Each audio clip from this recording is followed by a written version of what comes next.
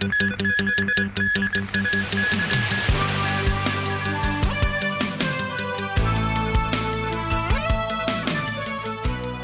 位歡迎收睇呢節新聞，我係鄭軒年。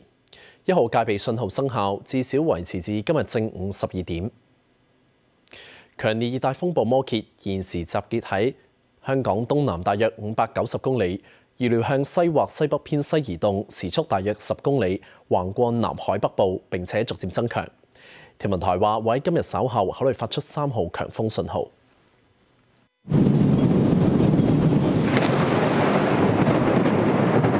本港天氣仍然受到高空反氣旋影響，多區氣溫喺入夜之後仍然錄得攝氏29至到30度。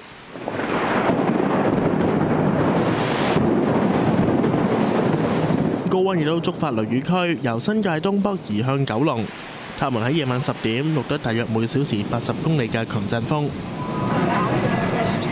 尖沙咀海旁只有微風，空氣質素全日都欠佳，望向港島都有啲灰蒙。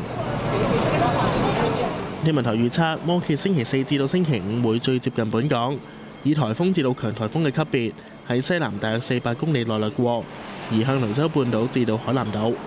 按照現時嘅預測路徑，摩羯喺今晚至到聽朝仍然會同本港保持超過400公里距離。天文台會喺明日稍後考慮發出3號強風信號。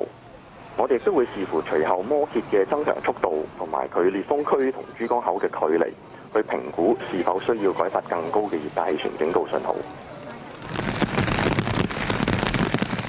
天文台預測，星期3日間部分時間有陽光同埋酷熱，稍後風勢逐漸增強。星期4同埋5風勢進一步增強，有狂風大驟雨，海有大浪同埋湧浪。無線電視記者吳家軒報道。